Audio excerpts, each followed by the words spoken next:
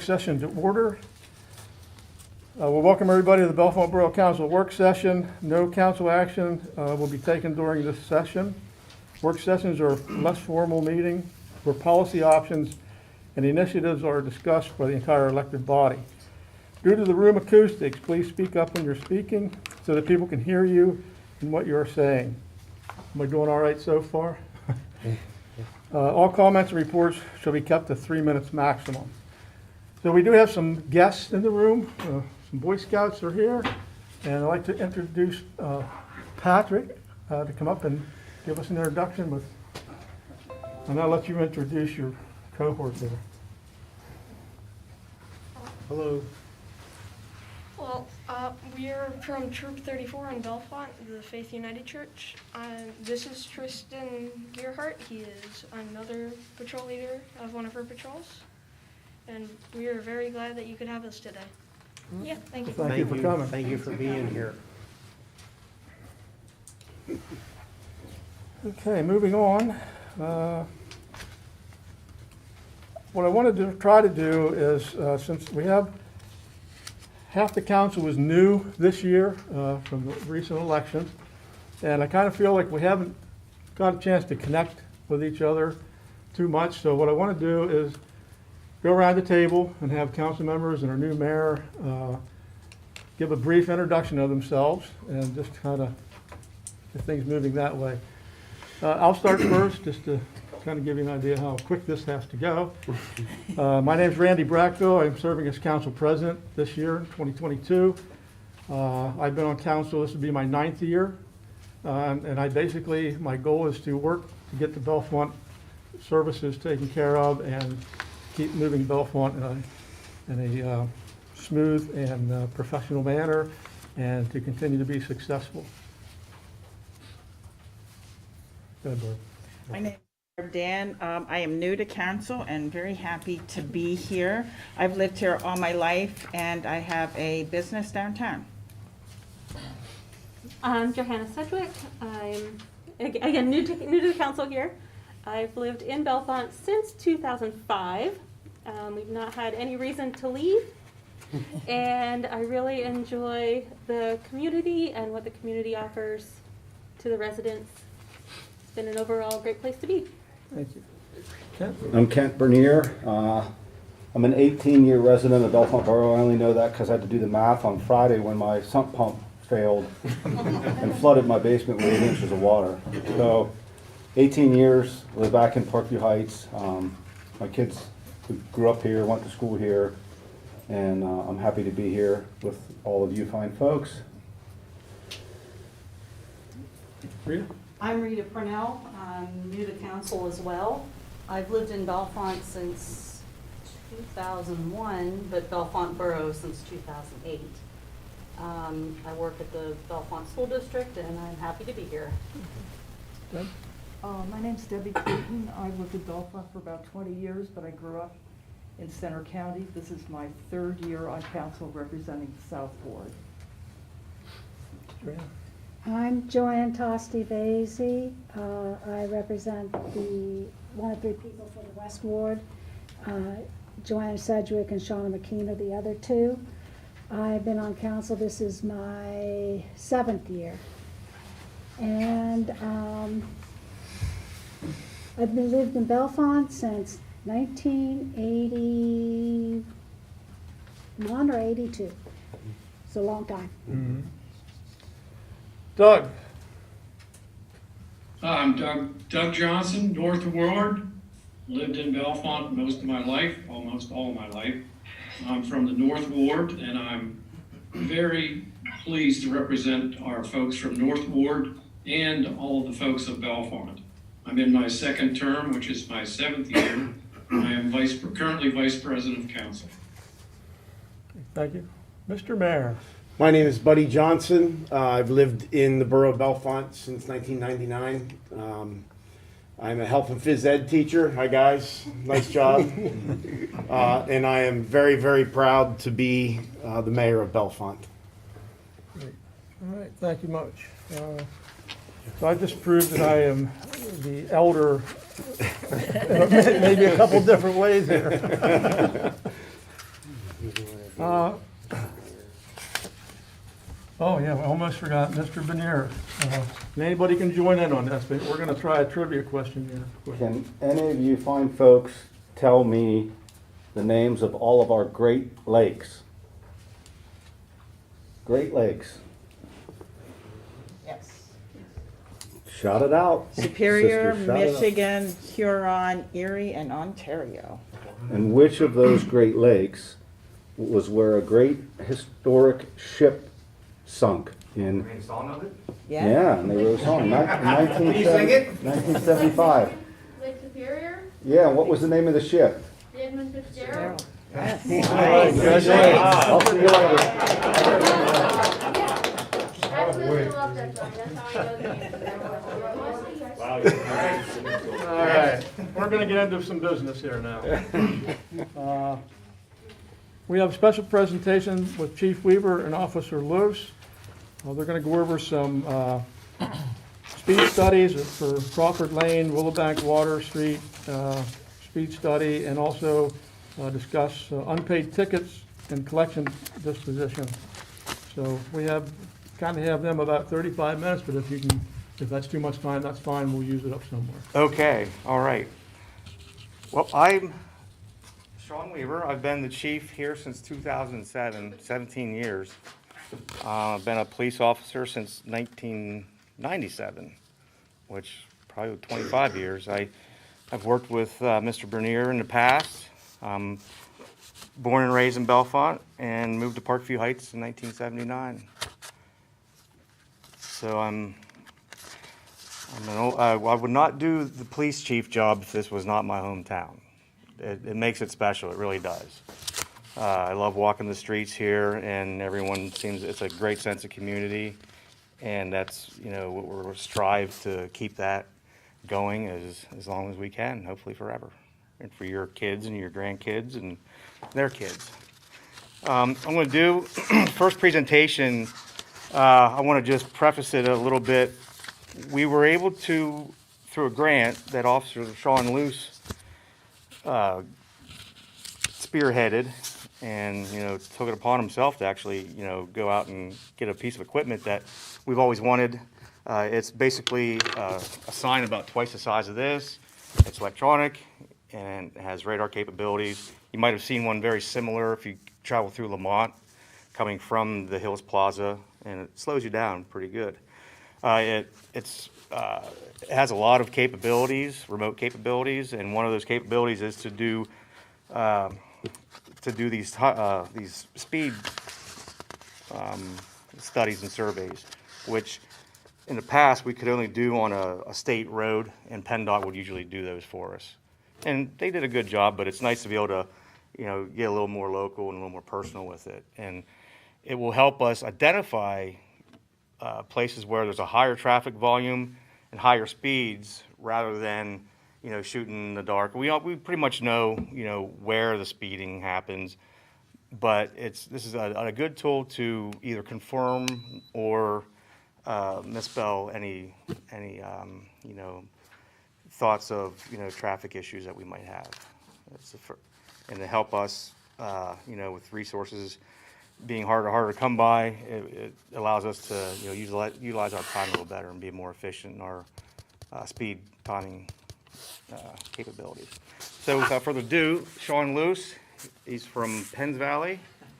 He's our school resource officer, and he's my quasi-IT person. Thank you, Chief. Ladies and gentlemen, as Chief stated, my name is Sean Luce. I am unfortunately from Penns Valley, but I do have ties to Bellefonte. As my mother was from Bellefonte, so it's a bittersweet thing when it comes to school rivalries. And then working in the schools makes it challenging. As the Chief said, I did kind of come up with a piece of equipment, and in the past, Mr. Holderman and I spoke about it, and traffic's always been a concern of the borough. I mean, and the numbers that I was able to attain through a couple pieces of equipment is kind of startling to me for what happens in 11 days. The studies are a little bit dated. They are in this year primarily. There's a maintenance with it. You have to put some up, take them down, change batteries, charge them, kind of things, and weather dependent. There were just days that I wasn't going out there and standing on an ice bank to try and to get a battery out. The biggest problem we run into is manpower and time in facilitating those kind of things. So this is something like with Crawford Lane, excuse me, that became so evident to us that it's hard to sit there and monitor speed on a stretch of road that is as narrow as it is, and we're hindered by objects based on the timing devices we have to use. So it's more of a physical presence at that point. The volumes on Crawford Lane, I gave you 2 packets, and the volume on Crawford Lane, I broke it down by volume by speed, volume by time, and then a compliance risk report. And I'll kind of summarize these for you, but to help you to see a little bit of what's going through there. And on the dates, for 12 days, there were 756 cars that traveled westbound on Crawford Lane. You know, and in that it doesn't seem like a lot for us here, but if you're living on Crawford Lane, it probably does. The reports, I did them in an hour increment throughout the 24-hour cycle, and it'll elaborate to you that in the 3 o'clock in the afternoon, 4 o'clock in the afternoon is when you're seeing your highest volumes. In the summer reports that I'm able to generate, there's a compliance and risk report that will take you to when you're showing the sign it's capturing a speed, and then it's showing the deceleration before it finally cancels out because it's past the beam of the radar. In those things, and you have to kind of reference one report to the other, and I didn't write the software, I just utilized what they provided me. But in the speed effectiveness report, and when you compare it to the extended speed summary, you can kind of see a little bit of the graph overall that shows you what we're getting. You know, and I'll look at this for a minute. You'll come in, it'll give you the low risk, the high risks and things. But then you'll start seeing where there was a high risk. There was a 47 at 7 o'clock in the morning on one of them. And, you know, it's showing that that's in the 56th percentile of the speeds that we're getting. It's in the higher end of things. So we're kind of trying to focus on some of the speeds. What this has done, though, is it's kind of created a focused enforcement that we can sit down and break the information down and look and say, you know what, me sitting up there at 10 o'clock in the morning or another officer sitting up there isn't time utilized when you're sitting there and see one car.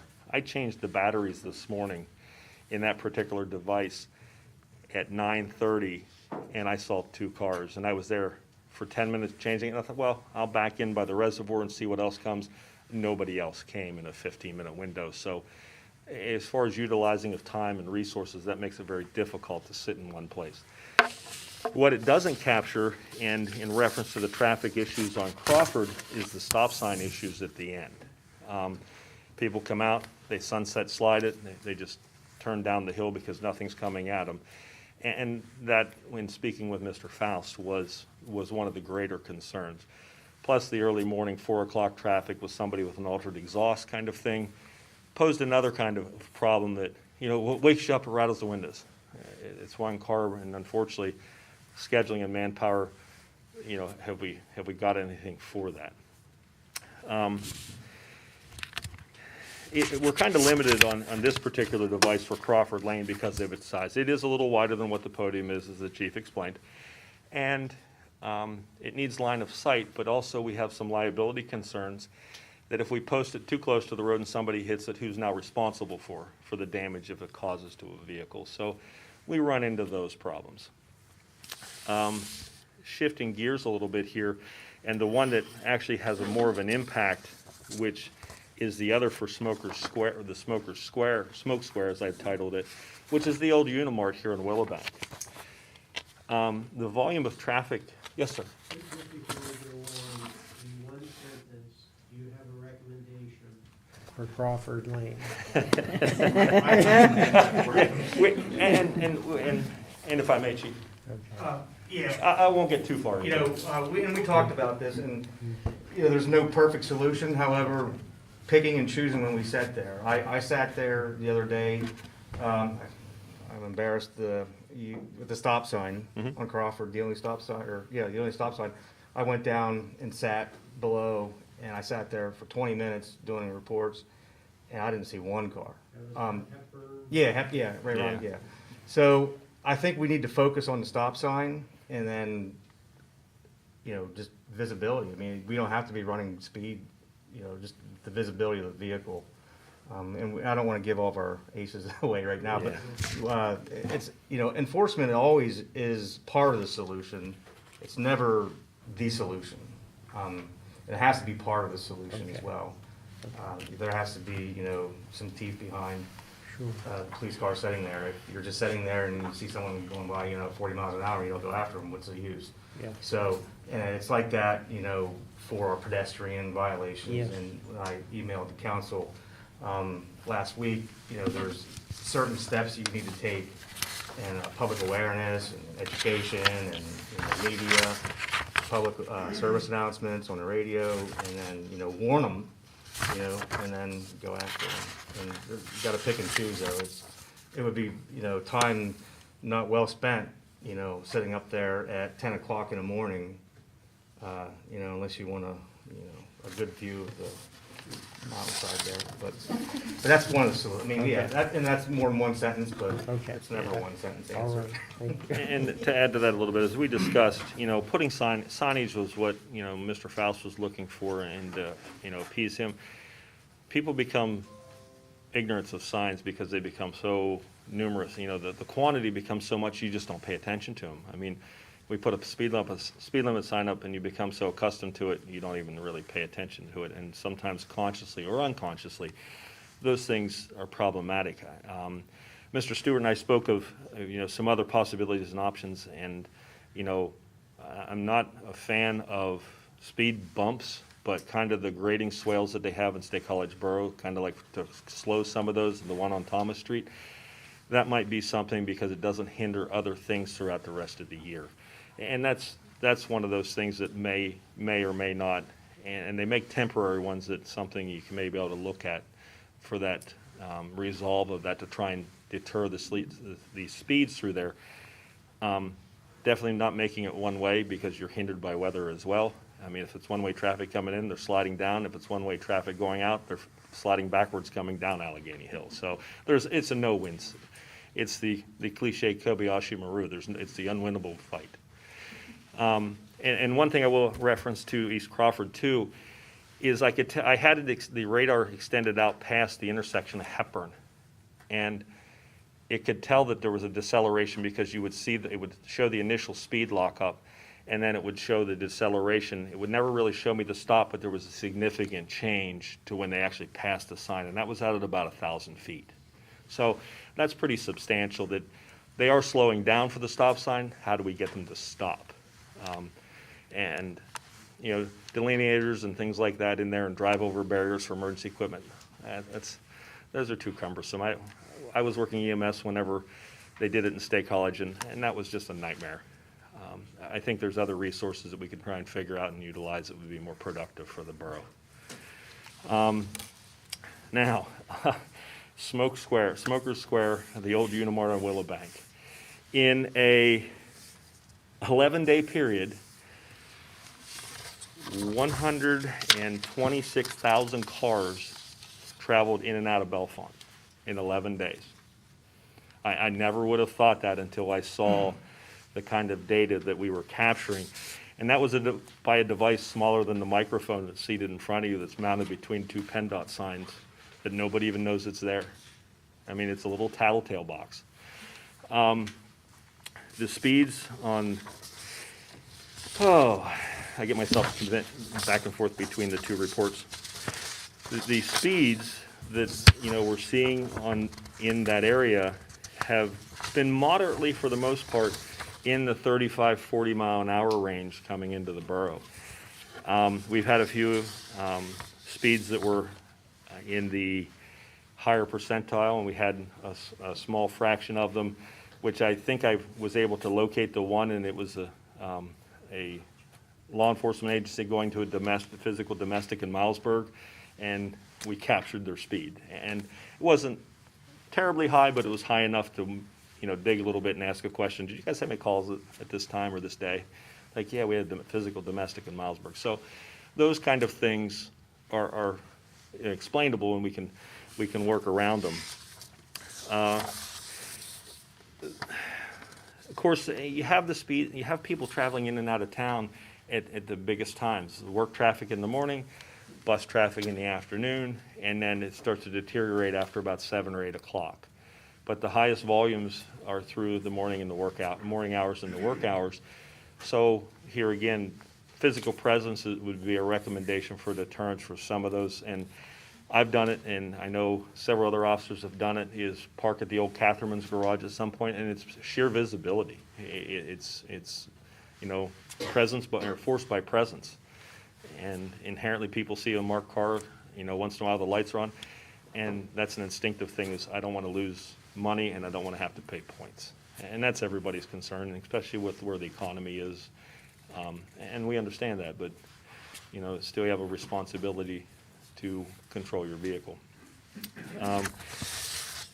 The device that we're currently using in front of the Smokers Express, Smoker Square, is on loan to us as a demo from All Traffic Solutions. I was able to receive a sign from them for the school. The school purchased a dynamic message signboard that we can pull with a vehicle, and it's up in front of Benner Elementary right now. And we did that through a grant as well. But when I was up there, they're like, it's like, what's that thing? I said, oh, that's our, you know, one of our little products that we use to put out when you can't put a signboard and things out. And I'm like, well, you want to let me borrow it? And I'm like, yeah, you can have it through the end of March. So it's one of those things. I think it was a marketing tool on their end, personally, and a good one at that, being that they're Center County based, to let us see what we can retrieve. I had Mr. Holderman log in to ATS, and what's being shared, if it's being shared right now as I'm looking at it, is this is actually coming from them real time. And if you, Mr. Holderman, if you can back up to the reports page, this is a report that's generated. This is what I see, and this is the Smoke Square, or is this still Crawford? This is Smoke Square. Yes. This actually went active again today, and so if we would, you know, turn around and look at, but what it has done already today, and I don't have my phone with me, it has actually sent me alerts already for high speed values. And if you scroll down on the left-hand side of your screen there to, I think it says alerts. Click on that. Those are the alerts for just in there. 50 miles an hour, 48, 35. These are what it's sending out to me. This is the 35, 33, 34, 31, and 30. Those are on Crawford today. I mean, and they come to me within a couple seconds of them picking up the car, and that's telling us real time. So somebody's traveling at 35 miles an hour out Crawford. The first two, 50 and 48, were the high-speed alerts that were on Willowbank Street coming into town, but yet, out of all the cars that came in so far today, we only had 2 that were above the threshold, of which is 46, because I give them 10. That gives me away what we would use for VASCAR or NRED. So at that point, not a bad average for the volume that has come through today. And I don't have that number of what was in there today. So we can quickly run a report and see if Mr. Holden, we looked at that briefly. I think it was like 2,000 from 2 o'clock on till, yeah. So 2,000 cars, 2 cars, 1% of what came through was above our threshold. Not a bad average for what the volume of traffic that you've already dealt with in a couple-hour window. So, but this device, and I would strongly encourage council to consider something like that we could administrate and even have the road crew, because I utilize the road crew to go out and put it up, take it down so I can charge it, that we can put anywhere. I mean, it's like I stated, it's the size of this microphone, and we can put it on a pole up 10 feet. Nobody's getting to it, and if somebody would happen to get up to it, there's features built into it. I'll find it. I'm going to show up on your door. I'm going to follow you around, and they can do it pretty much real time. So, yes. Does this device, I know some devices, like when you're going through the toll booths, if someone's speeding through it, it captures the license plate. No, Pennsylvania is really not set up for that yet, because it would require a couple elements for that. They are starting to do it in the work and construction zones, where they're using LPR license plate cameras, again, that comes with an inherent expense. But Pennsylvania doesn't use a front license plate on vehicles. So when it's coming at me and it's doing 55 miles an hour, I have to have an opposing device pointing backwards to capture the same thing, and then it has to all tie together for chain of custody or chain of evidence per se. So I can articulate. And the toll booths also take a picture of the driver. I have to prove that you were in control of the car. That's that's an element of proof on the police. Okay. So it makes it a little bit harder, because if I was to borrow your car, race out Willowbank Street at whatever speed, you get a ticket in the mail, but I didn't have my car. Well, I laid the keys there and I said, if somebody needs to borrow it. So that's an ugly fight. It's a great concept, but it makes it very difficult. As technology changes and statutes changes, I have a feeling that may be somewhere in the future, but I don't look for it anytime soon. But this does send out messages for alerts, and when we're starting to get those. And there have been times that I get quite a few of them, and I just kind of send them to their own folder anymore. But the benefit of this is we could look today and say we have an event downtown, what's the average speed of coming into town in a 15-minute window, or however long we set, however we adjust it or have them adjust it to upload to the software, like the Halloween walk or something along those lines. We can turn around and say, hey, you know what, the average speed coming into town is 28 miles an hour. How heavy is traffic? You know, we know that that's slowed, and so we can look at those things, or we can put it other places. Initially, we did the study on Zion Road coming into town, and here again, the volume of traffic that came in was in the 45 to, I think it was 64,000, and that was a 7-day window, and that was just focused coming into Bellefonte. We did it at Airport Road in front of the Armory, and those speeds weren't terrible, and we were working on timing on the camera. You know, could identify a few of the vehicles. One of them had blue lights on the roof, and you could tell it was a little Dodge car. We went and had a conversation with one of the fire departments. Want to talk about this? And it was fortunate enough because the timing was just perfect. There's a lot of factors that come into play with getting pictures of cars in motion. The speed of the car, the speed of the shutter, the delays, and to get something clear enough to recognize them. The blue lights were the key. But they turned around, and we haven't had an issue since. So was it productive in that case? Well, it was. So it's technology. It's just how creative do we want to get with it? So you're saying that this thing does take pictures? The one on Willowbank does not. The one up on Crawford does, but it's very dependent on a lot of things. I mean, the delay of the camera, and sometimes we get a car when it's way out when it first catches it because its speed's really high and it hit that trigger, that event trigger. And we're limited to 500 pictures a month because of the data that's shared, because we use storage off of their cloud to share data. And if they made it unlimited, that thing will take pictures all day long. And that becomes a problem. But the speed of the car coming through, there's been cars that have been in higher speeds at different locations that all I see is the rear corner of the car in a blur. So there's no identifying factors of it. And that becomes, it's kind of like school buses. It's hard to, you know, there's 5 cameras on a school bus, 6 on a couple of them, including a license plate camera, and it's very hard to get all that stuff to tie together. And unless it's recording real time, it doesn't do that. It would be like me giving you a camera and asking you to go out here and take pictures of a car. Till you see that car and it's coming at you and you decide to push the button, till you observe that action and your mind said to react and you actually sent the signal to your finger to push the button, the car's passed. And it's a calculated thing. So they will take some pictures, but it's not a guarantee that we're going to see everyone. We're going to have to move along a bit over, and I think because you had some. Yeah, I'll make up for it on the end.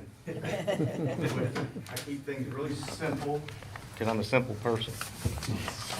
All right, so the next little presentation here is we're going over the unpaid parking ticket procedure. Thanks, Sean. Thank you. See you, Scouts. Take care. Thank you for having us, guys. Thank you. Thank you for having us. You You're were welcome. like. Thank you very much. You can stay longer if you want. You were the mayor. I am. Mayor, he didn't vote for you. Future vote, that's a future vote right there. Yeah. That was cute. So I had Alyssa make me a little flow chart here. So, and let's start right off the bat by not getting the two words interchanged, a ticket and a citation. A ticket looks just like that, a parking ticket, okay? A borough ordinance ticket. A violation, you know, that can put on someone's windshield or a door. Citations are a little different. They are a summary level. You can have a traffic citation or a non-traffic citation. Now we're dealing with traffic. Traffic citation, and I included one on the email I sent. That's a traffic citation. It'll be in, you should have an email. I don't have it up on the board here. So the citation will come into play in a second here. So we'll just go through the whole gamut of what happens. So the ticket is issued to the vehicle owner, okay? Upon the officer, be it a police officer or the parking officer, sees a violation. It could be a meter violation. It could be a non-meter related. It could be someone parked too far from the curb, across the lines, alternate side parking, or you know, someone that is you know, parked in a handicap spot. All right. So they're the two main parts of the two main tickets are meter violation and non-meters. So what happens is the ticket is either paid or not paid. If you pay it, boom, we're done. Okay, they send it in. Usually it's a $5 ticket. Okay, $5 ticket. Some people will let those ride. They might lose them. They might say, they're never going to catch up with us. So what we've done in the past is we have, you know, caught these at like, oh, this guy has 10 parking tickets. Well, we would put a boot on his car. And that would get the message across. But we started having a little bit, you know, we started seeing that there's more and more tickets that are not being paid. In the not so recent past, it was a very difficult process, a very time-consuming process to deal with these unpaid tickets. Okay, the way PennDOT had their regulations on how we could get they didn't want us using JNet, which is the Justice Network. They didn't want us using that for parking tickets, and you know, they didn't want us on a computer running tickets, license numbers, and then then PennDOT wanted them sent down on a microfiche or some kind of a antiquated system. So now we're back to where now we're allowed to use JNet. However, the system that we have will go ahead and print these citations out. So we're at the part where the individual does not pay the ticket within a 10-day period, okay? So what happens is every twice a month we have it set up where Gabby and Scott or Karen can run the query, how many unpaid tickets, and our system will print it out. So then they do their magic, couple of keystrokes now, and this is printed out, this citation. Now the citation will be a little more than a ticket, okay? So the citation is sent to the magisterial district judge, Kelly Gillette Walker. She will in turn take it and send them out for us. She'll even do the mail for us now. It doesn't cost us anything to send them out. She sends them out to the defendant, the owner of the vehicle. So the owner of the vehicle can do one of three things. That owner can respond to that citation by simply following the instructions. Within 10 business days, if they don't follow up with the MDJ, by either paying it, pleading guilty, that's one way to do it. I'm guilty, I'm going to pay it, okay? So they pay $91.55. Bellefonte Borough receives $15 of that $91.55. And then the other fee is a $54 court fee, which the magisterial district justice office receives. It goes to AOPC, the Pennsylvania court system.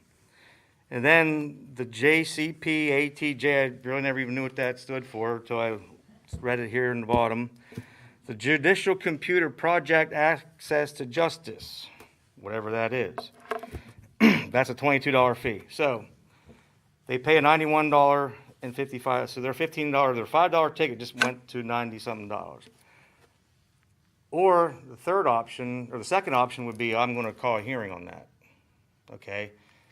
90% of the time, they call a hearing just to make a point that I wanna call a hearing and have the officer show up, and I won't show up. He just wasted his time and I'll pay the ticket. It happens. So if they don't show up for the hearing, what usually happens is the judge will have the hearing without them. Not many of them get called to a hearing unless it's an astronomical amount of money. And there could be a plea deal made between the borough, which the officer would, okay, so pay half of it and we'll overlook, the extra cost.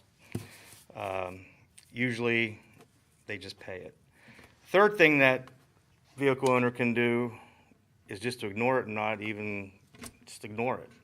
After 10 days, the judge will issue a warrant for the arrest of that individual.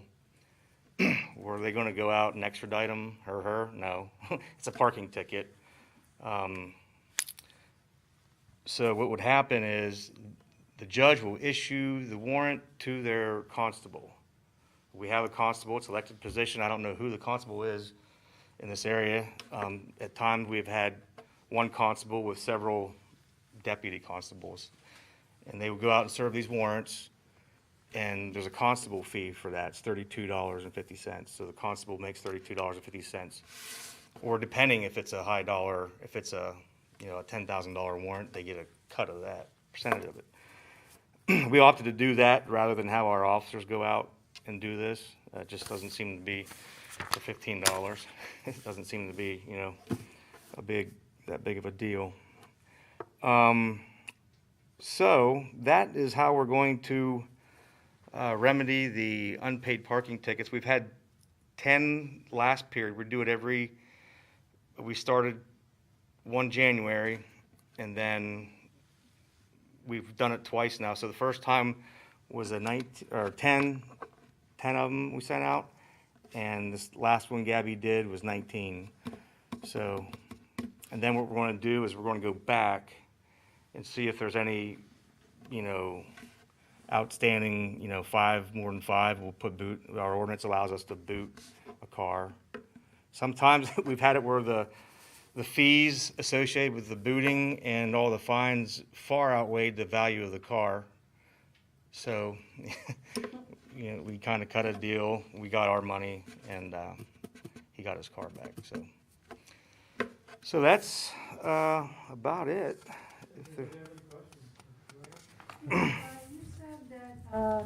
When these warrants are issued, the constable is set out. Isn't there also another way that if someone gets stopped for something else, you could? Yes. So when you have a warrant issued for your arrest, it'll be in the, we call it the system, okay, the 911 system. It's entered. 911 takes that warrant and enters it into the, if it's a felony, a misdemeanor, it'll tell you, extradition. It goes through the clean system. And whenever you're on a traffic stop and the officer requests a warrant check, usually 911 is very quick on it. They'll run the driver's license, the operator, and it'll pop up a local warrant. And then, so if, say, person from Bellefonte has an outstanding warrant parking, and he gets stopped in Patton Township, police officer runs him for warrants. Officer finds out that they have warrants out of Bellefonte. He'll contact 911. Will contact that constable, and that constable will say, "Yeah, just get a good address for him." The judge doesn't want to come out of bed at 3 o'clock in the morning for a parking ticket warrant on a holiday weekend, but sometimes they do. Does that answer your question? So there's not an arrest on the spot sort of thing? No, it's not like you're going to get your door kicked down. SWAT's going to come breathing down your neck for a parking warrant. Any other questions? Doug, you? We had a really good meeting with Kelly Gillette Walker, and everybody agreed that, you know, you have to be accountable. And I was amazed at some of the parking tickets that people accumulate, and you know, I really think we need to hold people accountable. And Last summer, we had a person owed over $1,200 after you added up the booting fee, and it was astronomical. yeah, you explained that very, very well, so thank you. Doug, do you have a question? Okay. All right, well, we want to thank Chief Weaver and Officer Luce for coming in and presenting this. I think it's helpful. And anytime you have a question about anything, just shoot an email. No big deal. Get it answered. Thank you. If I can't answer it, Ralph will answer. I'll try. If you find the answer, it might not be the one you want to hear. Yeah, that's what I say. All right, well, thanks again. Let's see, we're going to move to, the next item would be goals discussion and trackers spreadsheet. Ralph? Well, I put a sample together. I've been reformatting our goals list. It's something we would like to keep on hand and keep in front of you on a regular basis. Just looking for feedback. Yes, thank you. If you haven't had a chance to look it over, please do so at some point. And again, looking for feedback. We want to try to keep a list of projects, items for both items that we've taken care of, items that we want to schedule in a work session, an upcoming work session, items that we want to keep track of throughout the year, what have you. But that's the idea, is have a working list so that things do not fall off the radar. And we can try to keep track with this color coding system, what is finished and what is still needs to be finished. So we're looking for your feedback, any ideas or suggestions you might have. Okay, then I have some cleanup items we needed to run through from the previous meeting. Oh, I'm sorry. Yeah, when I was looking over this, Yes. there's one item that I think is missing that probably should be added, and it's rather timely in my view, and it's the ornamental planning ordinance. It's not listed on here anywhere, and the public has been wanting to know what's happening with it, and we probably should try to get it done before the spring planning season starts. Thank you. We'll add that to the list, and as we plan the agenda, we'll try to get that on, like you say, probably before spring would be a good idea. Yeah. Thank you. Okay, thanks. Anything else for that? All right, seeing none, we'll move into some cleanup items. The first three are the suggested yard sale dates of May 13th and 14th, 2022, and followed by the riffraff pickup of the week of May 16th through the 20th. Halloween from 6 to 8 p.m. on October 31st. And again, starting the 2-hour courtesy parking on between Thanksgiving and New Year's. So those items, we had some, I think, 2 different suggestions for each one. When we met to go over the agenda, we decided that we would go on the first dates that were on the list. It seemed to make sense to fit into the months that they're in. So no rain dates for anything at this point. I would think the only one that could come up might be Halloween, but we don't think that the other projects going on are impacted by the weather that much. We would have to change the date. Correct. So that's where that stands, and that will be the motion I'll call for tonight. And Mr. Stewart, I'll let you talk about the public hearing coming up.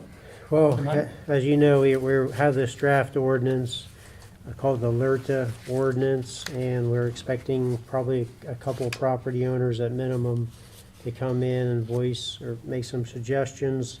The big concern is identifying the district boundaries for the LERTA district. So, some boroughs use zoning districts. As you may have seen in the notes, we're proposing a borough-wide district. So looking forward to getting some comments on that and see which way we can go, and then wrap up our draft, and then go talk to the school district and the county as far as having them work with us on this project. Yes. Another question. Sure.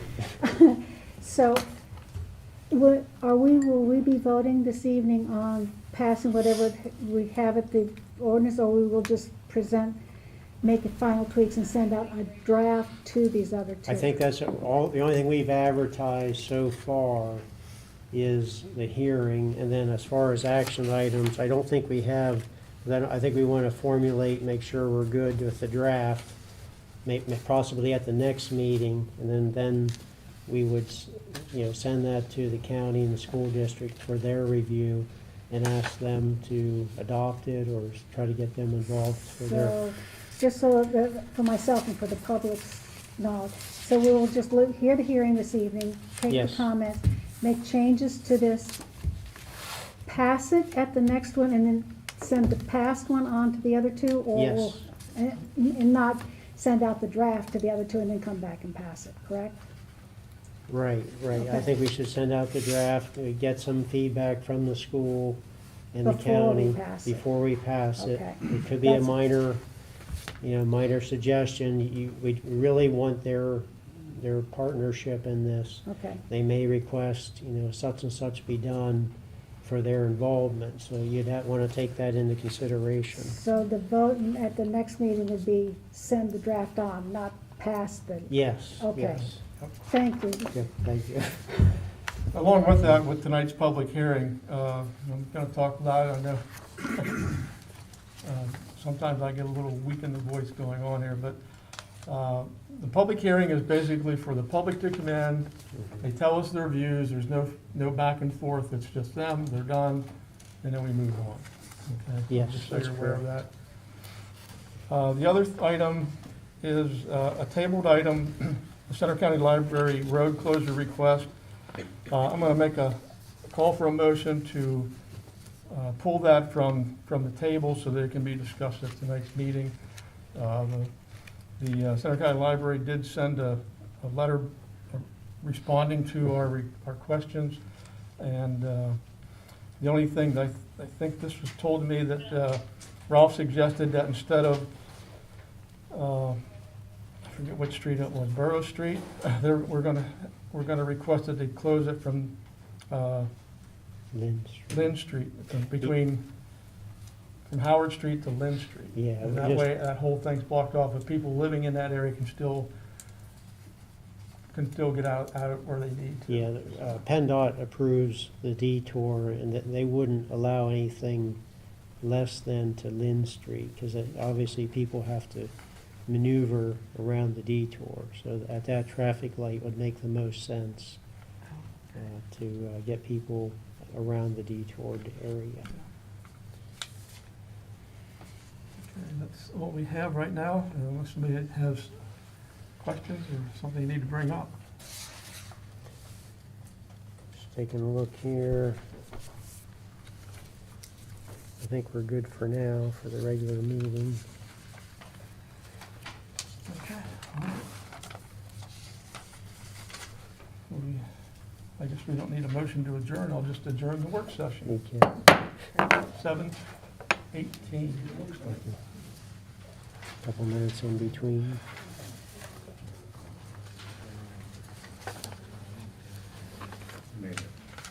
That seems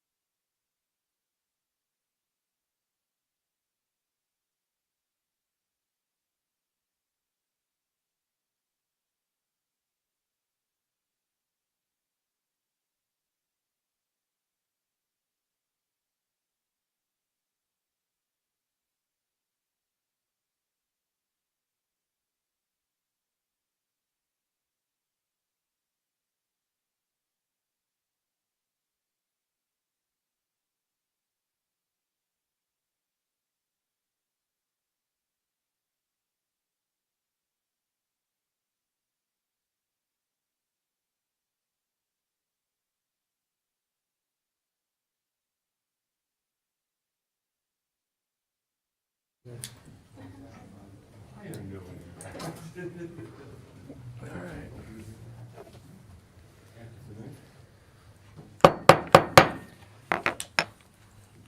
evening, everyone. We'll call the Bellefonte Borough Council meeting to order. We welcome everyone to Bellefonte Council meeting. Council will start Bellefonte's business meetings on time and end them on time. Due to the room acoustics, please speak when talking so that people can hear what you are saying. All comments and reports should be kept to a 3-minute maximum. Council will be meeting in an executive meeting immediately after the conclusion of this council meeting to discuss personnel.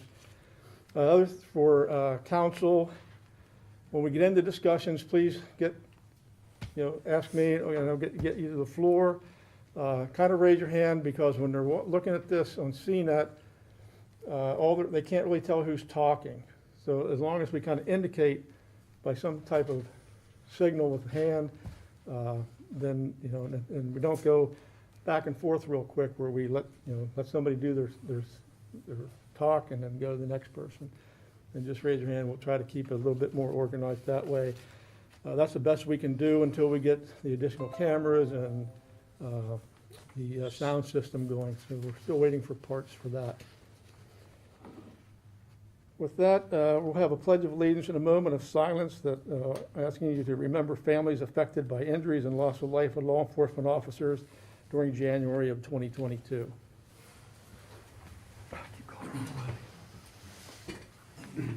I pledge allegiance to the flag of the United States of America and to the republic for which it stands, one nation, under God, indivisible, with liberty and justice for all.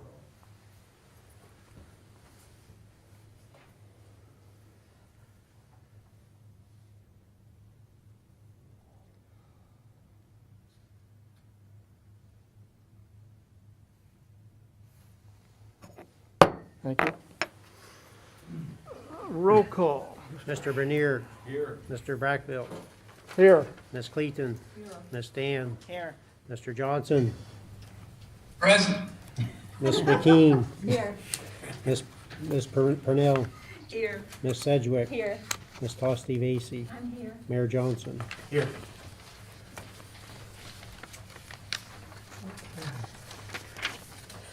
At this time, we'll have additions to council meeting agenda.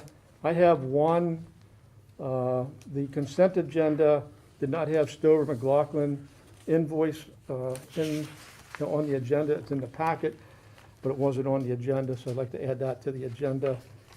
Actually, I think it is. It's here, Randy, that's right there. Oh, okay, well, then I might not have gotten that up. Sorry about that. All right, well, then I'll take that away, because I did not see it. Are there any other additions to the council agenda? Yes, I would like to suggest a wording change under Section 5, Old Business, on the diamond safety improvements. I believe the motion should be reworded. We did get cost estimates, and there's a memo from Dawn in the packet about the updated cost estimates.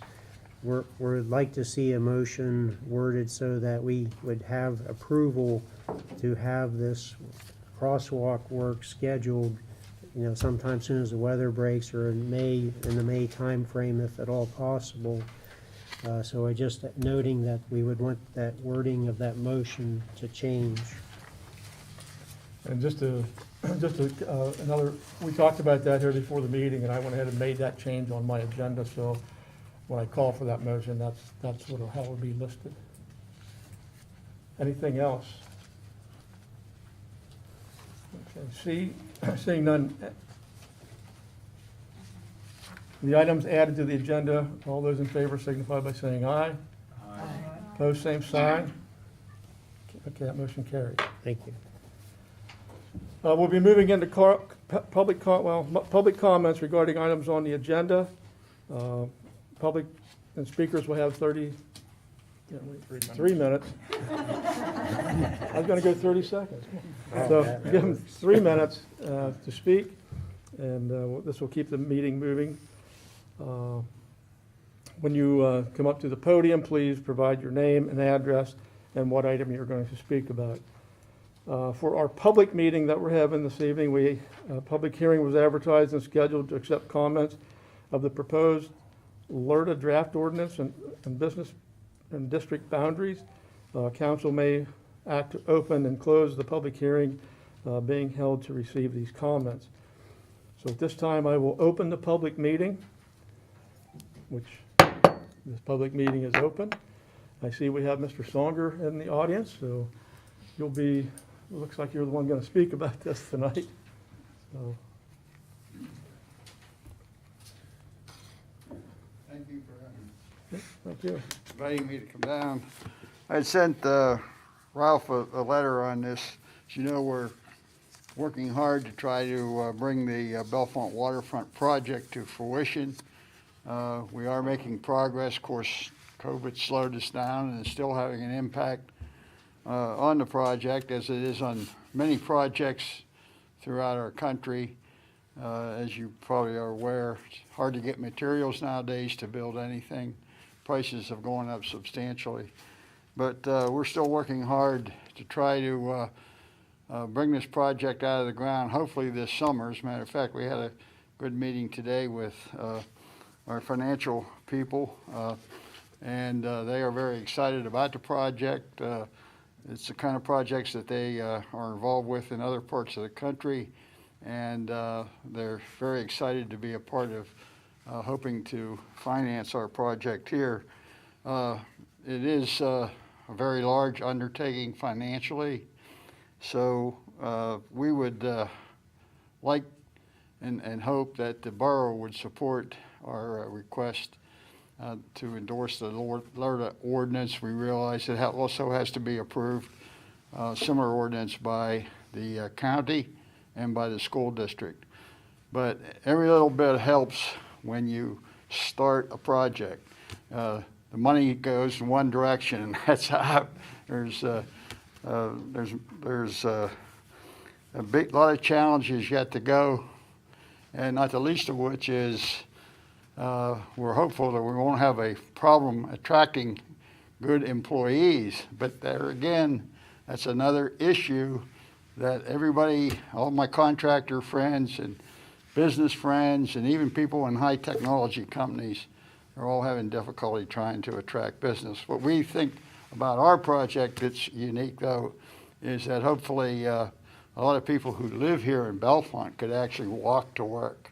And I think that's a major plus that our project has over, say, a project that's built somewhere else, even in an industrial park, because people have to find transportation. That isn't cheap, but if you could live in a community and work in that community, that's a big plus. And we think that hopefully we'll be able to employ a lot of Bellefonte people. So ultimately, it's after 10 years, the LERTA benefit goes away. All the businesses would be paying, all the real estate would be paying full tax, plus the employment tax that you get and the school district gets, right? So you have to have faith, and the fact is, in the long run, it's going to be a very worthwhile project that will contribute to the greater community. So we hope that you will support the LERTA ordinance. Does anybody have any questions for me?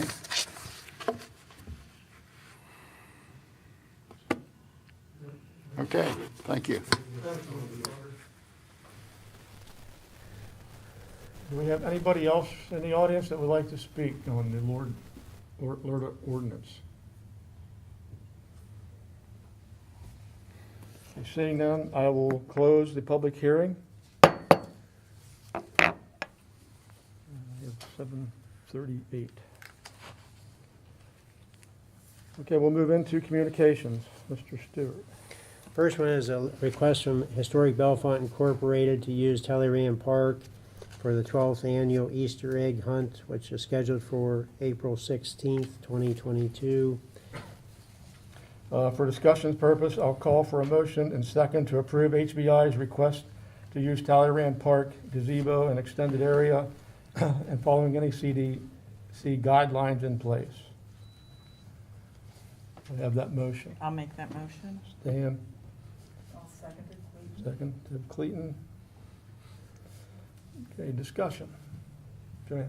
Okay, I have two questions about this motion, and I think there might need to be a second motion related to that, but let me do the first questions first. The letter had a starting time, but it didn't have an end time. So do we know when that will be, and that including any cleanup afterwards? I would ask you to consider approval with conditions. Typically, the event's over like late afternoon, and if you have any cleanup requests, we can make that part of a condition. Okay. The second question is that the Bright Cities grant will be planting seeds and bushes on the peninsula in the spring, right about this same time, but I'm not sure if it'll be just before or just after this event. So we might need to block off the section of the peninsula from foot traffic to help ensure that the seeds and new bushes aren't trampled upon.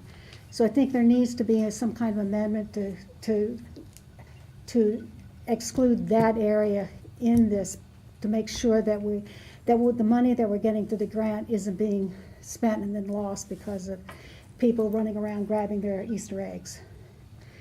This area would be from the bottom of the suspension bridge on the peninsula side to the right of the walkway heading into the Talleyrand Park extension area. And Don may have a better idea of the timing for this. I don't.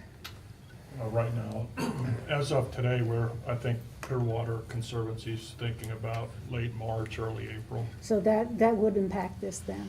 Yeah, my guess is that we'll probably have to put up some type of fence initially. Fence just like we did for the ice rink. Okay, we're getting a little bit off of what the motion is, and we can still approve this and work into what we need as far as any fencing later on. I'm showing that the park, they'll have access to enter the park at 10:30 a.m. But I think, like Joanne said, there's no end time. That's when they would start. Okay. So we need an end time. So we can clarify that. But there's no hurry. This doesn't have to go past tonight if we want to hold off and get more information.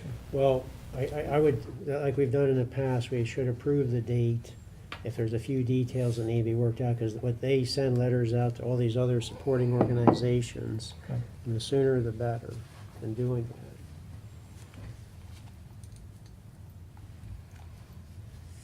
that. Okay, so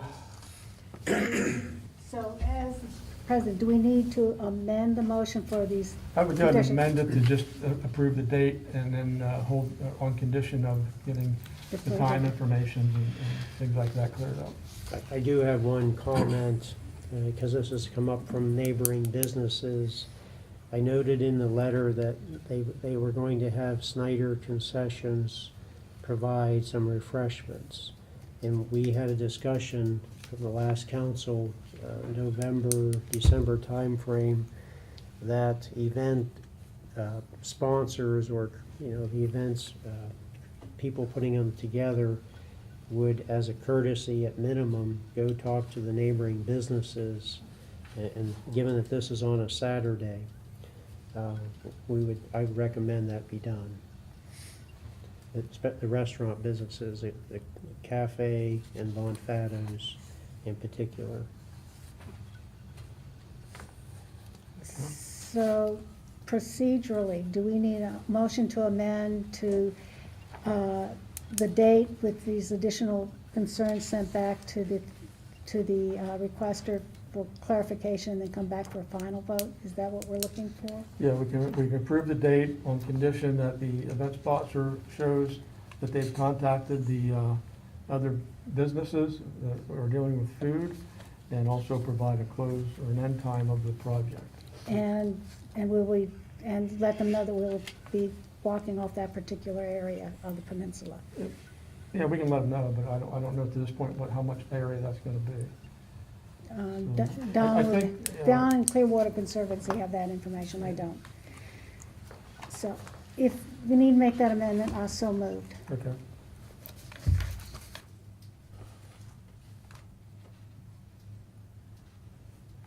there a second? I second McKean. Okay, any further discussion on the amendment? So the amendment is basically setting an end time for that date, and also reaching out to other food vendors or businesses downtown that is close by that area, so that they're aware that food trucks are gonna be in that area for Talleyrand Park. Randy, I have a question about that. As I was looking at the ordinance, I didn't see anything where they were to talk to other businesses, but it was 150 feet from any business. But this is a special event. Okay, And with the okay. special events, that. We that's why waive we that? do it, Okay, yeah. okay, great, thank you. Did I catch all that for the amendment? Yeah, we Language? got it. Okay. Any other discussion? Okay, all those in favor of the amendment signify by saying aye. Aye. Opposed, same sign. Okay, that motion carries. Now, my second part, if this is okay, But we is, still have a main motion. oh, sorry. So the main motion was, how I listed it was to approve HBI's request to use Talleyrand Park gazebo and extended area following any CDC guidelines. So that's still on the floor, as amended. So, any more discussion on that main motion? Seeing none, all those in favor of the main motion with the approval of the amendment, signify by saying aye. Aye. Opposed, same sign. That motion passed. Thank you. Next one? Next one is, Oh, that's you what got- I you got thought. one. I thought there was a part two, so sorry. Part two, the letter also asked to approve the banging of the Easter egg hunt banner on Veterans Bridge for 1 month prior to the event. That was not in the motion. So I suspect we need to have a second motion for that, but the questions I have are they requesting banners on both sides of the street or just one? And if just one side, which side? And the second one was, I thought the policy for hanging banners on the Veterans Bridge was for up to 2 weeks prior to the event and not 4 weeks. So are we changing this policy, or did I just misremember what we've been doing? I think the request was 4 weeks. Yeah, we it was didn't- 4 weeks. That's what they requested. Right, and what I'm saying is I think our policy's generally been only 2 weeks. I don't think we have a policy in the sign ordinance for the Veterans Bridge. I think we've talked about it. I don't think it was, in my memory is we never finalized that. Okay, There is a policy of banners over the street. and that I know is 2 weeks. Yeah, so it's up to council. Okay, so those are my 2 questions, but I think we still need a motion to allow that. You making that motion to allow the banners? Sure. At the times requested? I was gonna say 2 weeks, just to be consistent with the over street banners. Okay. And second, I'll second. Sedgwick. Sedgwick? Any further discussion on that motion? And the motion is to allow banners to be hung 2 weeks prior to the event. That's both for the over the street and the bridge, correct? It was Or for just one? Veterans Bridge, I just don't know which side they were asking Okay. for. And confirm the side. Yeah, All those in favor of the motion signify by saying aye. Aye. Opposed, same sign. Motion carried. thank you. Next event. God. We have a request to hold the 2022 Novel Con, and this came up at the last council meeting from the Center County Library. There was a question about possibly asking the requester if they could close West Howard Street, and there's a reply in your information that still the preference is North Allegheny because it's in between the 2 buildings. that they occupy and some various other reasons, but we're looking to have you reconsider this. Yeah, basically, what I wrote down to call for a motion was to approve the Center County's library's request to hold a novel con event, which includes road closures of North Allegheny between Howard Street and Lynn Street, conditional to PennDOT approval of the street closure, requesting communications with the Bellefonte Police Department, the residents and businesses in the block of the street closure. And I believe this just takes us back to their original request and seems to work that out. So is anybody make that motion? I'll make that motion, please. Deb Clayton. Second? I'll second it for Neer. Kent Kinnear. So Deb Clayton and Kent Kinnear. Any discussion on that motion? Joanne? Same question. There's no start or end time listed in the letter. And there's nothing about them working with the fire police for traffic control. We typically shut the road off and turn the light on to blinking. I don't think they're needing any fire Oh, okay. police. Okay, so it's just the start and end times that are needed. If it's comparable to the. I'm looking at 8 a.m. to 4 p.m. It says 8 Thank a.m. you. to 4 Thank you. p.m. on the Oh, letter. okay. Wasn't in the next second. Thank you. Never mind. Okay, if no further discussion, all those in favor signify by saying aye. Opposed, same sign. Next item, Bellefonte Moose Lodge is requesting to hold their rubber duck race on September 18th, 2022. It started at in Talleyrand Park at 3 o'clock, and then obviously, I think it says here, go down to Lamb Street Bridge. I believe that's the majority of the details.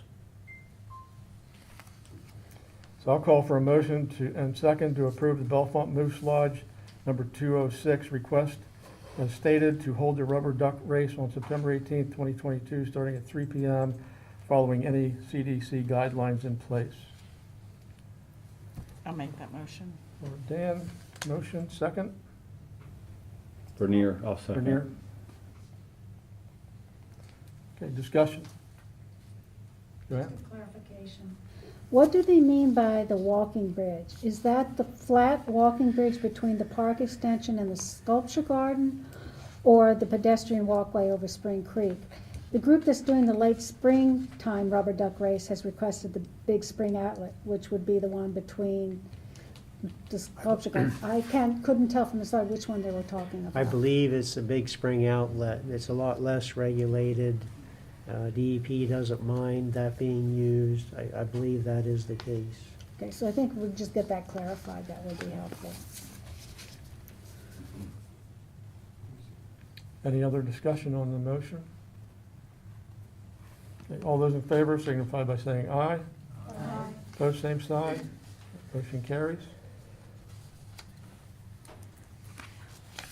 Good to go? Yep. Bellefonte Art Museum is requesting to have on their first Sundays special events throughout, starting in, I believe it's March, throughout the rest of the year to December 2022. We would like to have the ability to park 1 or 2 food trucks in front of the museum. I think we have one of the representatives from the museum with us virtually, should there be any questions. Okay, the motion I'm calling for is to approve the request of the Bellefonte Art Museum to allow 1 to 2 food trucks parked in front of their building during first Sunday opening reception from March through December 2022. I'll make that motion, please. Motion, Deb Clayton, second.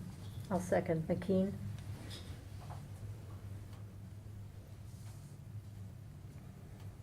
Discussion.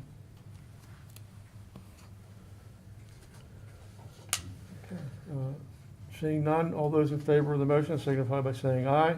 Aye. Opposed, same sign. The motion carries. Thank you. Next item is Logan Fire Company is requesting to hold their annual parade on Saturday, July 2nd, 2022. They'd had multiple road closures as part of the request. They'd start at the Bellefonte High School and work, come down Bishop Street onto Allegheny, onto West High, and end at Talleyrand Park. Again, there's some road closures involved and use of Talleyrand Park, the gazebo side, following the parade. So I'm calling for a motion and second to approve the Logan Fire Company request to close Zion Road, East Bishop Street, South Allegheny Street, West High Street, and Dunlap Street, North Potter Street for the parade route, conditional to PennDOT, Bellefonte Police, and Bellefonte Fire Department approval. And I do have another motion I'm going to call for within this same space. But we'll do this one first. Do I have a motion? I'll make the motion. I'll make the motion, Randy. Somebody got in there before you. Mr. Sedgwick. He can be the second. You can be the second.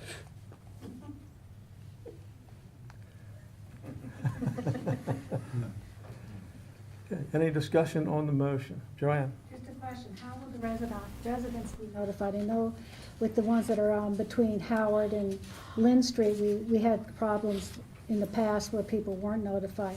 This is a much larger event, so how is the Logan Fire going to be? From all the paperwork I've seen, I believe that they do a lot of advertising for this parade. It's kind of like the 4th of July thing, and I think people were made well aware of the closure. Just want to make sure that residents know what's going on.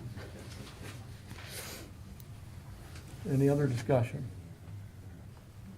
Seeing none, all those in favor of the motion signify by saying aye. Aye. Opposed, same sign. Carries.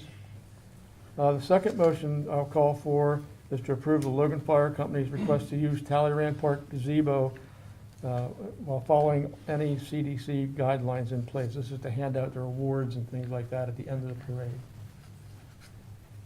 I have a motion. I'll make the motion. McKean? That's pretty close. Second, I'll second it, Clayton. discussion? I have a question. Yep. The fire company is requesting use of the train station parking lot from 2 until 8, and the Chamber of Commerce is open on Saturdays from 10 till 3. Do they need to coordinate with the Chamber of Commerce for that overlap in time? It would probably be a benefit to them if they would. Duncan, that's something we could reach out? Yeah, Okay, we sure. can reach out. Thank We'll you. do that, thanks. Any other discussion? Yes. Yep.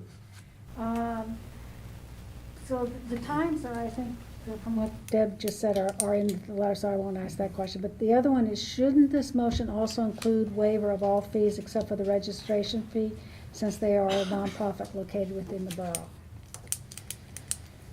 Well, I thought that was already in the books as far as waivers go for non, It's on the books, but we need to, this was something we've had done in the past, is that we make it clear to them that they still have to pay that registration fee, okay. which is, I think it's $25. It's minimal. It's not the $200 for use of the park.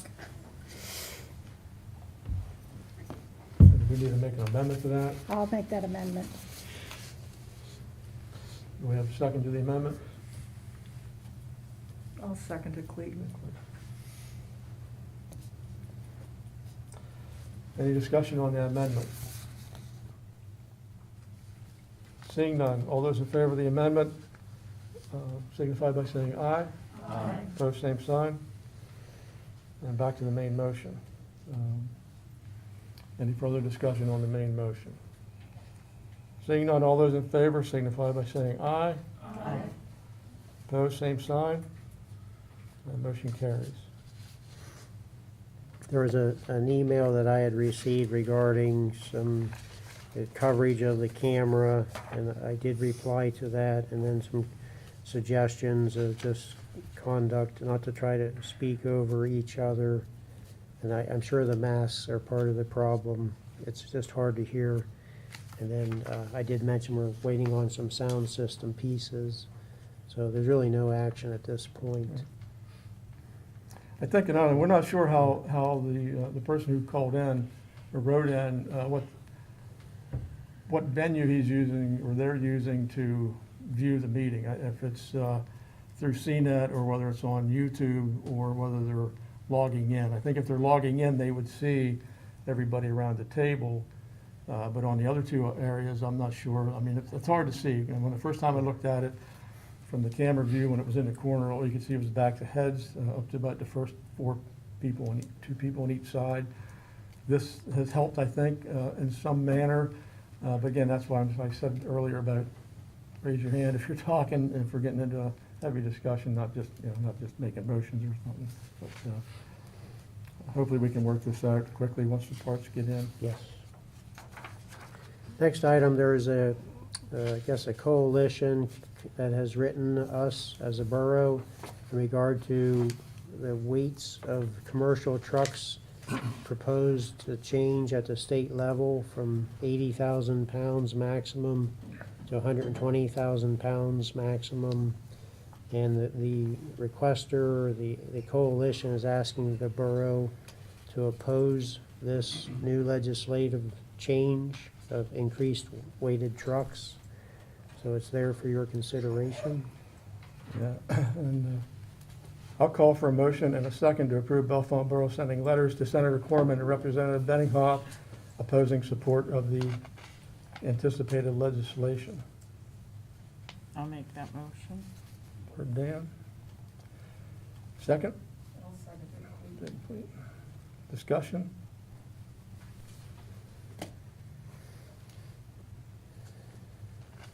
Okay, no discussion. All those in favor of the motion signify by saying aye. Aye. Opposed, same sign. That motion carries, so we will not be participating. So we'll be sending letters. That's To to Oppose. oppose. Yeah. Yes. Put it on the letterhead and Yeah, sign I it. can do that, yeah. So, yeah, the next item here is Bellefonte Emergency Medical Service sent us a letter in regard to their interest in using any of the ARPA funds that may be available. They listed some projects that they have to take care of. So we had noted that we would put this to our list of goals and discussion items and so on. And at this point, we don't see the need for action, but that's what we have listed on the agenda. Yeah, what I did was I was calling for a motion and second to add this letter to the list to be scheduled for discussion and consideration. And that's all we're doing, is just adding it to It's the. adding it to your gray, red, yellow, and blue list. Yes. I'll make that motion. Second? I'll second that, please. Any further discussion on this motion? All those in favor signify by saying aye. Aye. All those opposed, same sign. The motion carries. There's 2 other items. They're both just informational in nature. Pennsylvania Department of Environmental Protection newsletter regarding energy, and then a list of resources for newly elected officials, or really any officials. It's a good resource list. So again, no action needed. That's all I have under written communications. Okay. We'll move into consent agenda. There are, let me see, we have the minutes of January 18th.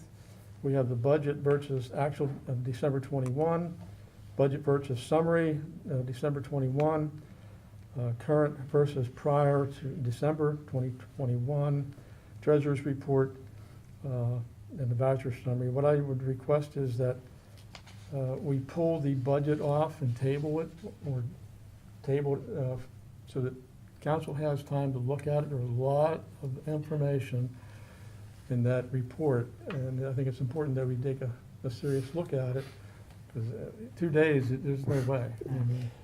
I would just add to what Randy's saying. It is the year-end financials, which really complicates things.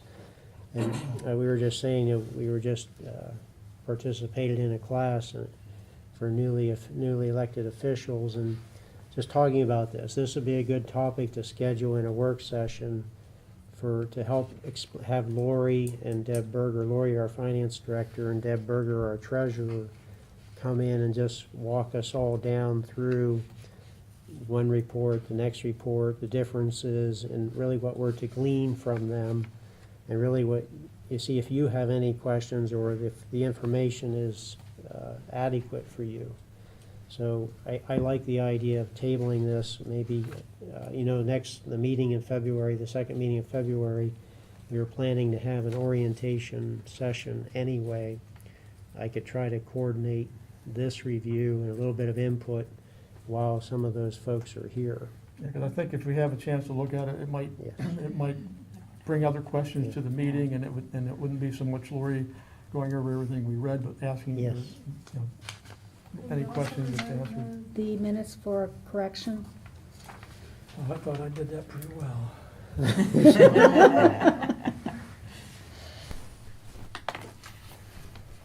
Okay, so call for a motion to table the budget, all budget items is listed on the agenda to table till February 22nd. Yes.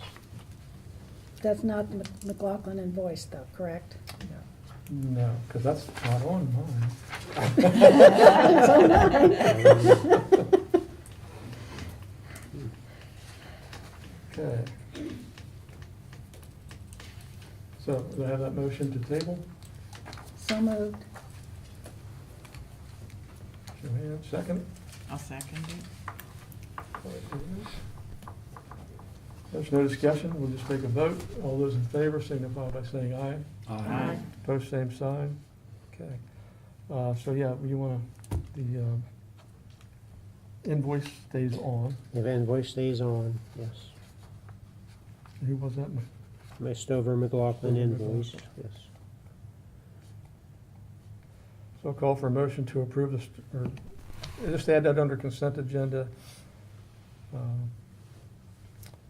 And we'll pull the minutes for corrections, and let's go ahead and approve the consent agenda. I'll make a call for a motion to approve the consent agenda that remains with Stover McLaughlin approval. I'll make that motion, Bernier. Okay. Second? I'll second Sedgwick. Any discussion on that invoice? Seeing none, all those in favor of the motion signify by saying aye. Aye. Opposed, same sign. Okay. Your correction. Yes. Page 4, paragraph 5, change Tosti Vasey to Johnson so that the sentence would now read, Johnson moved to replace the EV charging stations in the north lot with an estimate of $3,800 using money from the parking fund. That wasn't me. Unexpectedly. We'll take care of it. All right.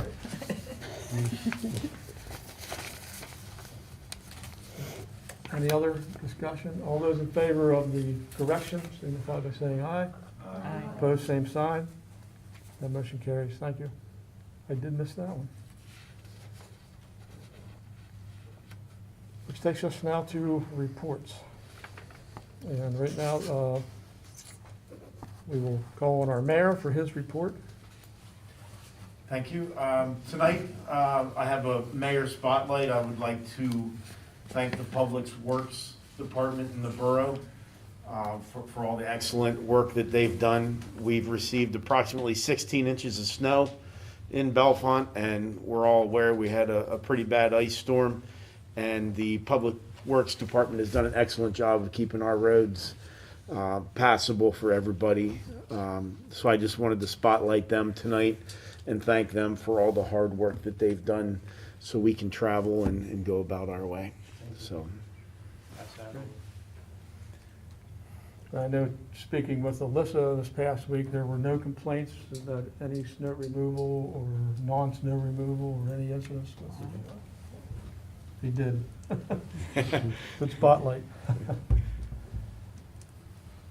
Okay, there's no reports that I can see under community affairs.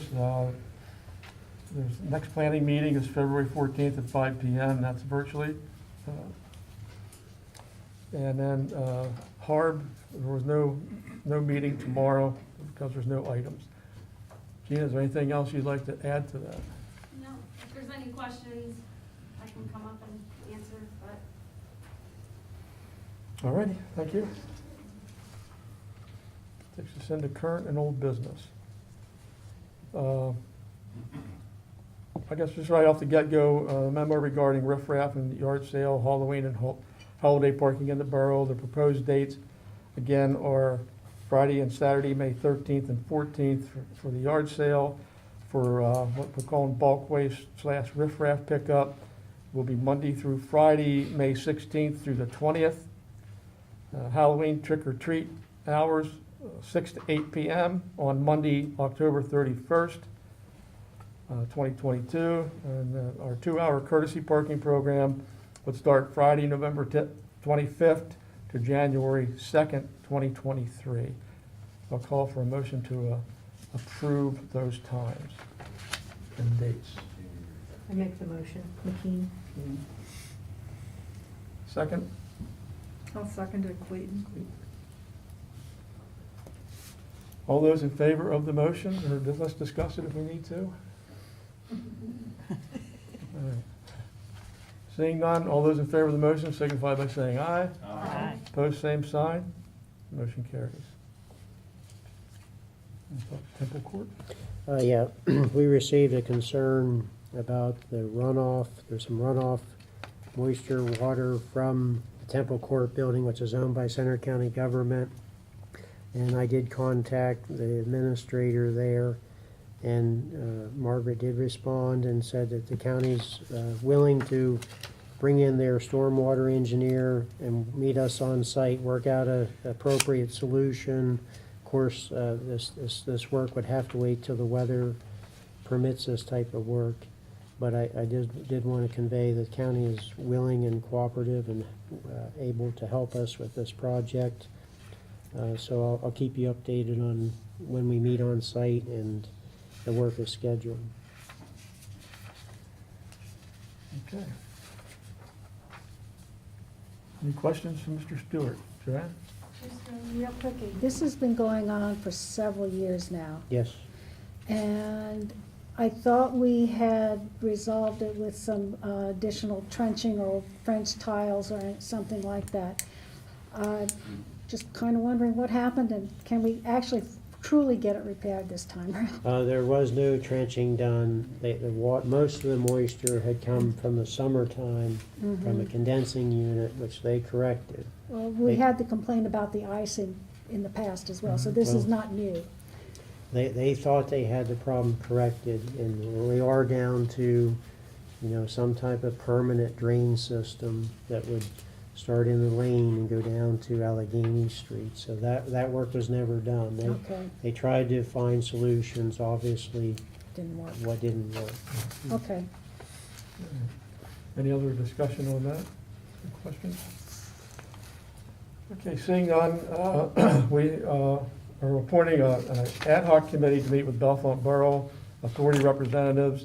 Bellefonte Borough Authority met on February 1st and appointed representatives to meet with council reps, and a meeting will be scheduled for some time in March. I have offered appointments to Mr. Johnson, who has accepted, Ms. McKean, and Ms. Purnell. Thank you. We'll get those dates set up again. It won't happen until March at that point. Diamond safety improvements, we talked about this a little in the work session, but there's action taken at the January 18th council meeting to direct staff to obtain updated pricing, and that turned out we didn't really need that at this point. So it's basically just to have the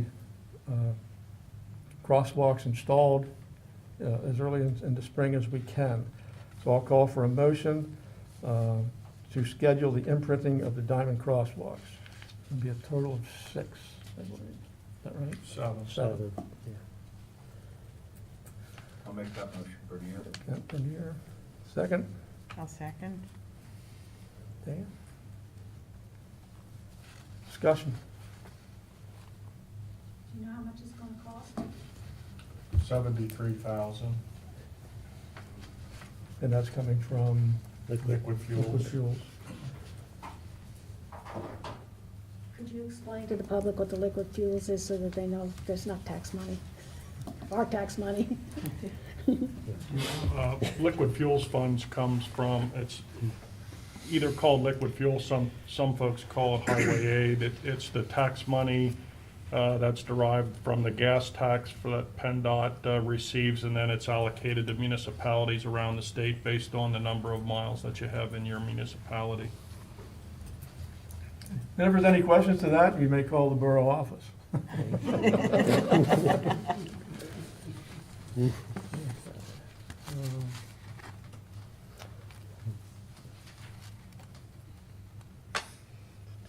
that it? Did we do I think something? that's all. We got a second, we didn't take Oh, a I'm vote. sorry. Okay, I didn't think we did. Okay, so any more discussion on the diamond installation of the crosswalks? Seeing none, all those in favor signify by saying aye. Aye. Same, those opposed, same sign. Motion carries. And we go into new business. Want me to take it? Yeah, your We, newsletter. okay, well, we are working on the Bellefonte Borough newsletter, and, we usually start about this time of the year. I wanted to get the word out that we were working on it. We have some new folks here in council looking for your input, and I did get a volunteer that someone was around the table was willing to help me and help Alyssa work on the format and everything, so we're very appreciative of that. Any ideas, if you want to set in and help see things go back and forth, we're open for that. But we'd like to try to have information, everything out or to us by February 16th in that time frame, and then we'll finalize things and get it to the printer and then send it out in the mail. Yes. If there are members of the public that have something they think would be helpful to go in the newsletter, who should they contact? You could send it to Alyssa. Of course, we're gonna try Yeah, I to know make it's- sure it's appropriate and everything. Yeah. Fits in, but, someone may have a suggestion that we didn't think about. We'll take those suggestions and work them through the process. Thank you. Well, if I would assume that there are items in these last 4 years of newsletters that are carried over to the. There new are year, some, yes. Just changing dates and things like that. Yes, yeah, And very true. In the past, whenever you thought you got one pretty much developed, did you send that out for Borough Council to look at? I think And we make did. like a final I comment? think we did, yes. So that would be helpful as well to continue that. We're gonna have to get busy, because February 16th isn't too far away. I'll be glad to help out with that too. Okay. Just let me know some All right. times and dates. Okay. Do you wanna do it? No, I get it. Musser Lane compost access policy.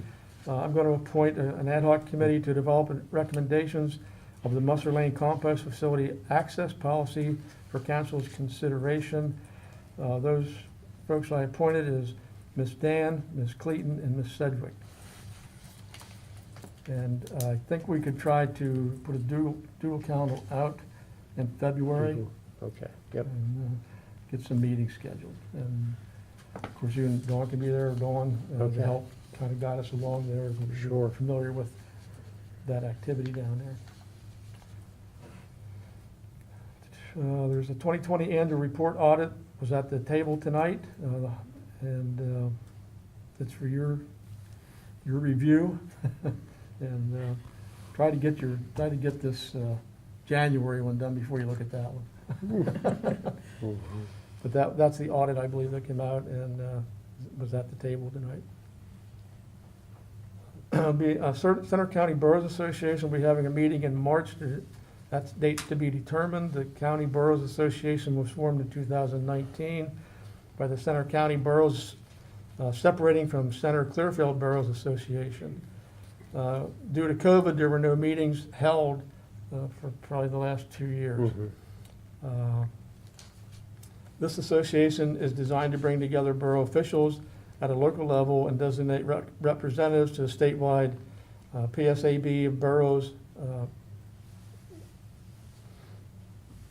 association. I lost that word there. So we call it the PSAB, but it's the Pennsylvania State Association of Boroughs.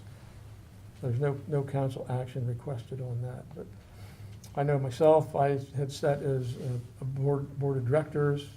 Joanne, you were on As the representative to the Resolutions Committee. resolutions. And we can keep the same officers or? Pretty much, our treasurer's in the audience that was on council.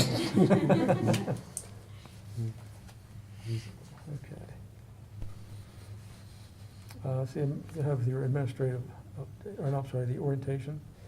Yes, just, I'm sure you've reviewed the agenda. We are planning at the next meeting on February 22nd, in place of the work session, to do some kind of orientation format. We'll be working on ideas and formulating that, but that's our plan for the next meeting. And I think, we have Lori come in, and we're gonna go over the 21 budget report that she provided us in this last packet. Yes. Now, we're gonna need some time with that one, I Yes. think. And so I don't wanna crowd it when we make up, what we're doing that night. Okay. If we can keep it, what do we think? Yeah, a couple of minutes. I'm thinking more of orientation for that evening. I hear what you're saying. We won't bog you down. It might be the next meeting that we go into more detail on the financial reports. Well, I'm just thinking that in itself is an orientation Yeah, to it's- the budget, because you can talk about a lot of things. Yes, you're right. So, Okay. then we start with that. All right. I think the other stuff is a little easier and something you can grasp pretty quick with Okay. with making them. All right. Administrative updates? Just some updates we wanted to keep you in the loop on. We're doing a request for proposals for janitorial services. Our longtime janitorial services contractors are retiring, so we're in need of finding some help there. We have an open vacancy. I believe it actually closed today. We had a vacancy, or had an opening. We have to check to see how many applicants came in. 4? Oh, okay, good. That is good. Good to hear. So this is in our refuse department, so we're going to be reviewing those applications and see how things work out. But that's in the process.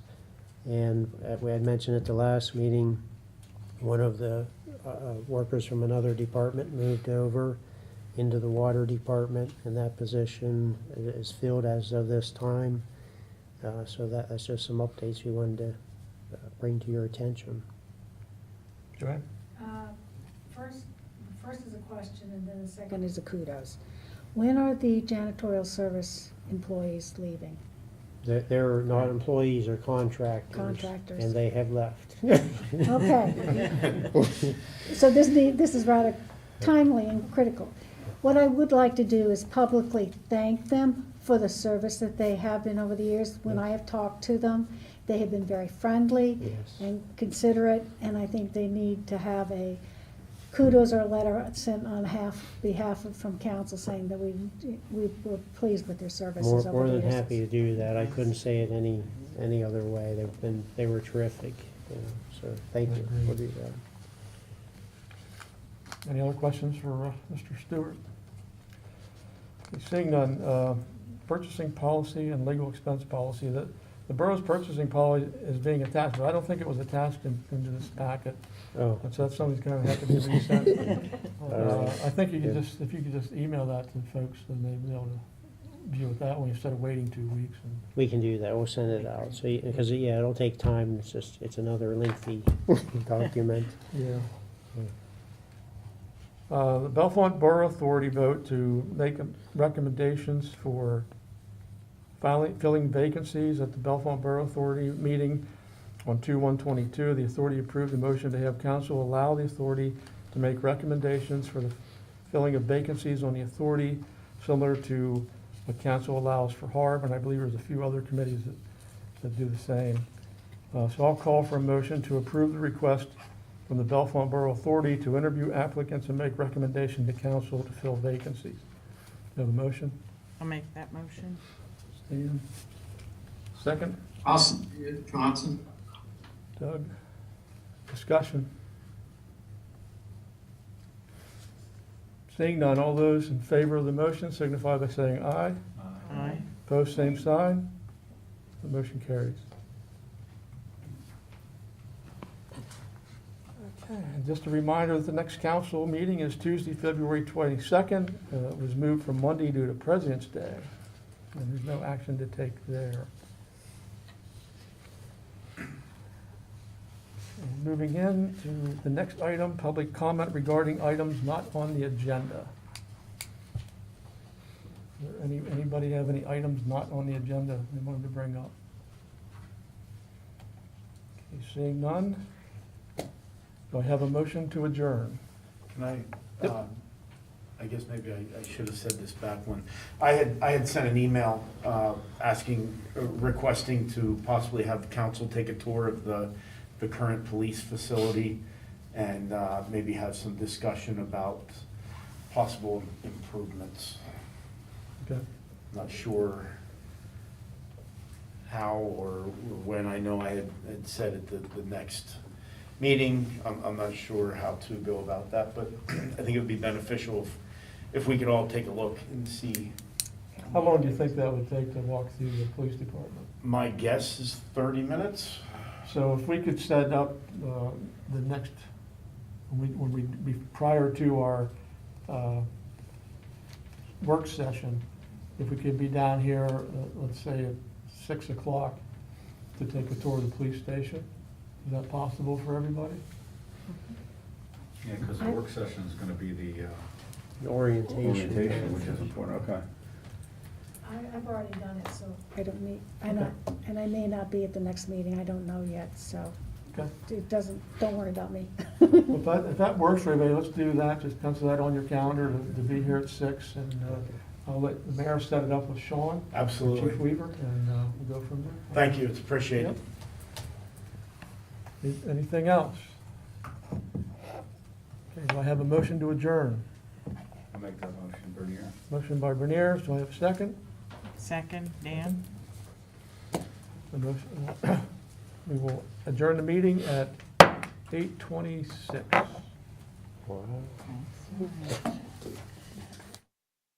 New coat racks, end of the meetings at 8:26.